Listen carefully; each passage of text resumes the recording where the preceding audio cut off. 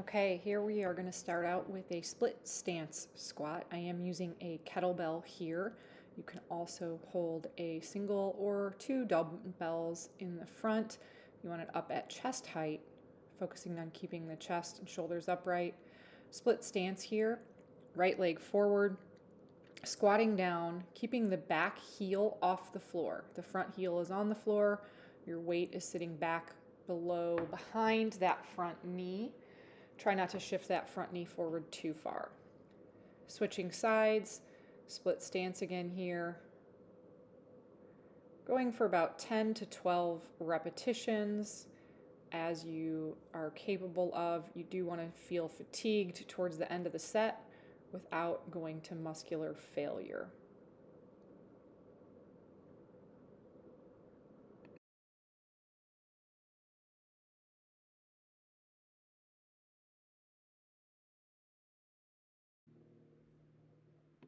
This next move is a V-up chest fly. Once you have those light dumbbells, you're getting down into position on your back. Those legs come up. You are pressing that low back into the floor. Chest is slightly lifted so the shoulder blades are off the floor. Chin tucked slightly. Your gaze is towards your knees or your pelvis. And that fly is opening those arms out wide and squeezing together. Again, anywhere from 8 to 10 to 15 repetitions based on your level of resistance. If you need to make this easier, you can bend your knees. Of course, you can put those feet down on the ground with the knees bent. If your legs are straight, the lower they are to the floor is going to be more challenging.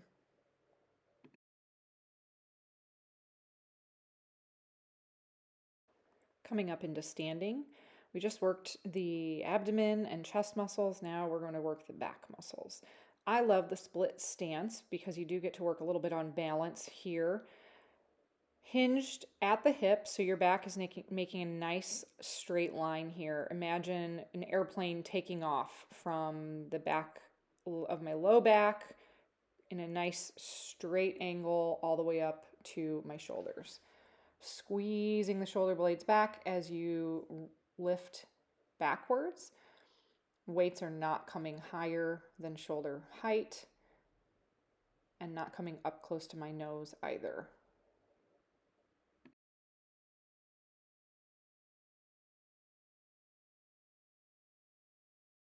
Here we're going into a reverse lunge to balance with an overhead press.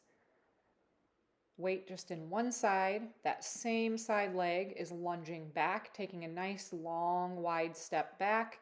Knee goes towards the floor without hitting the floor. And the front leg is doing all the work to pull you back up and maintain balance as you press overhead, working the shoulder.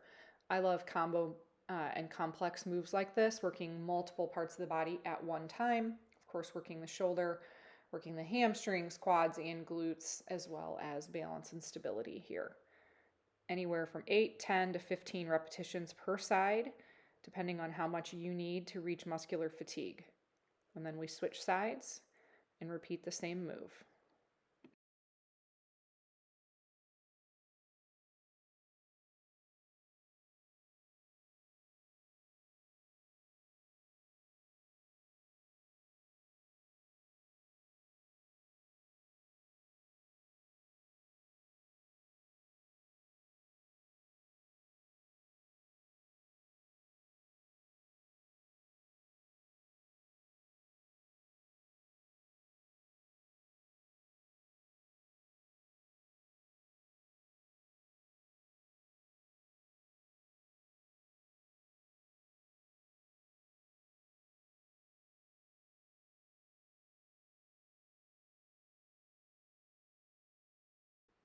Your next move is an RDL, also known as a Romanian deadlift.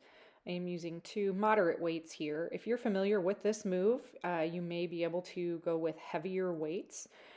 When you're doing this move correctly, it is isolated to that hip joint. Your knees do soften, but those weights glide down the front of your leg right to the shin height.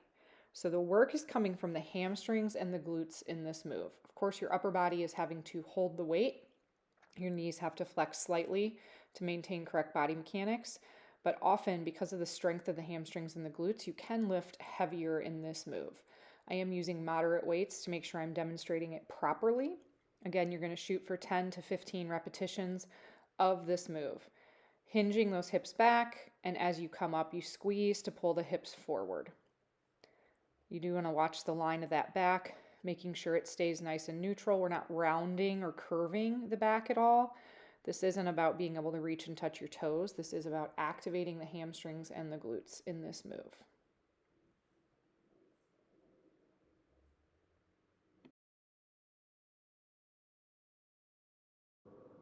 Okay, we're going to go back down to the floor.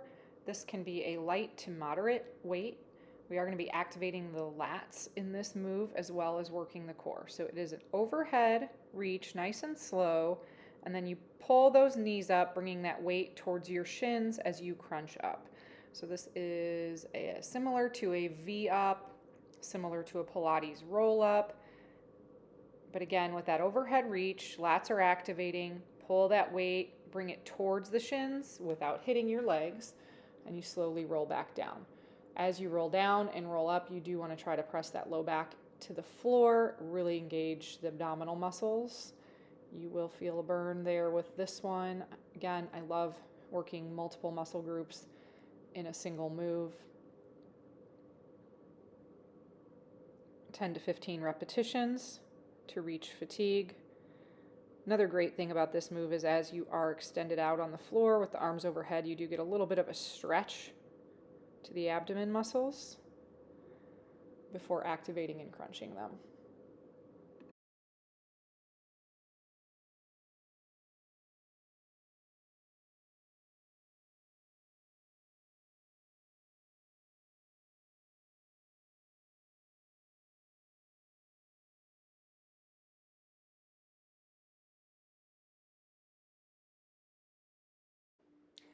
We're coming back down onto the floor, starting on your hands and knees here. We are going into a bird dog row. So you extend one leg out behind you. The opposite arm is going to go into a row. This does require core stabilization, balance. That leg that is down, the knee that's down, the glutes are working hard there to maintain balance along with your core. Doing this row, it is a narrow row. That elbow is sliding up towards the rib cage, squeezing the back muscles to pull that up. So when we're doing exercises, we like to do push, pull, front and back of the body, as well as the legs. You're switching sides here. A leg extends out, trying to maintain that tabletop posture of the spine, holding it nice and stable, getting that row. Another 10 to 15 repetitions here, each side, till you reach fatigue. You may need to play around with the amount of weight that you can do in this. It will feel different than a standard standing or bent over row.